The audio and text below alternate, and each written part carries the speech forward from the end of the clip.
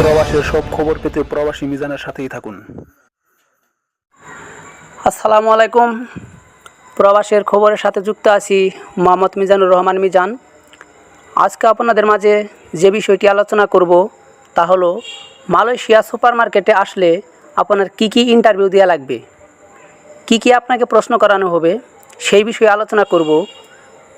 তো মূল আলোচনায় যাওয়ার আগে আপনাদের কাছে আমার একটাই অনুরোধ, মালয়েশিয়ার সকল তথ্য সবার আগে পেতে অবশ্যই আমার চ্যানেলটি সাবস্ক্রাইব করে পাশে থাকা বেল আইকনটি ক্লিক করে রাখুন। তো মূল আলোচনায় আসি। আপনারা যারা মালয়েশিয়াতে আসতে যাচ্ছেন তারা হয়তো চিন্তা ভাবনা করছেন যে মালয়েশিয়াতে সুপার মার্কেটে যাওয়ার জন্য আমার কতটুকু ইন্টারভিউ দেওয়া লাগবে বা আমি ইন্টারভিউতে টিকবো কিনা।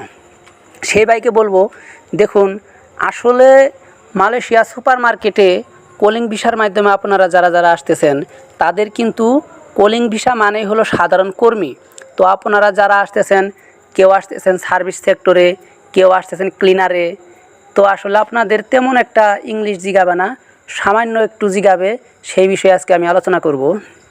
তো যেই কমন প্রশ্নগুলো আপনাকে করা হবে তা হলো, প্রথমত কিন্তু আপনাকে জিগাবে যে আপনার নাম কি। যেমন হোয়াট ইজ ইউর নেম, আপনার নাম কি। যেমন আপনার নাম ধরেন রাজু, আপনি বলবেন মাই নেম ইজ রাজু। আপনার উত্তর কিন্তু হয়ে গেল।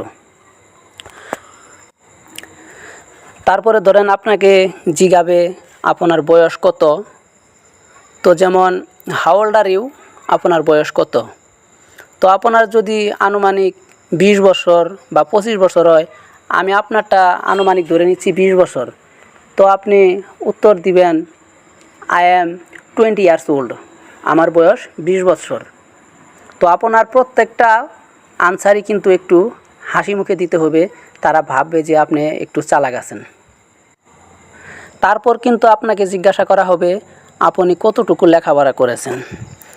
যেমন আপনাকে যদি জিজ্ঞাসা করে যে what's you education or qualification, আপনার লেখাপড়ার যোগ্যতা কতটুকু।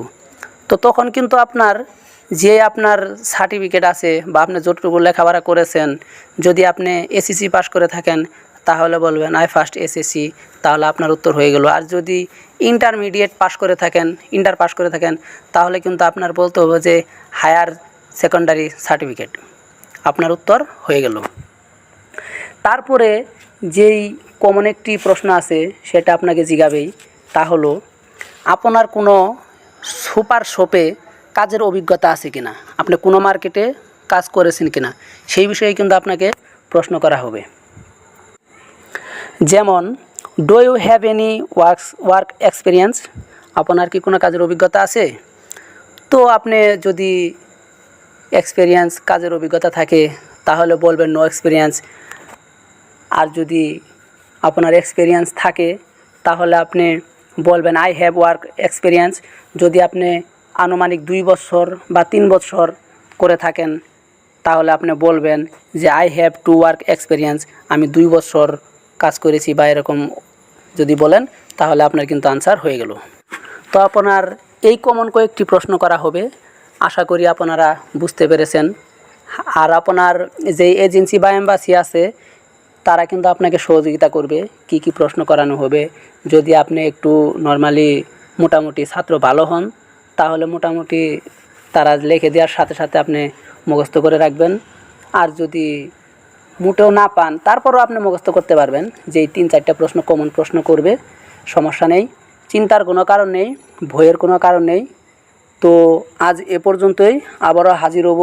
যদি আপনাদের কোনো প্রশ্ন থাকে কমেন্ট করে জানাবেন, আমি পরবর্তীতে উত্তর দেওয়ার চেষ্টা করব। আল্লাহ হাফেজ, ভালো থাকবেন।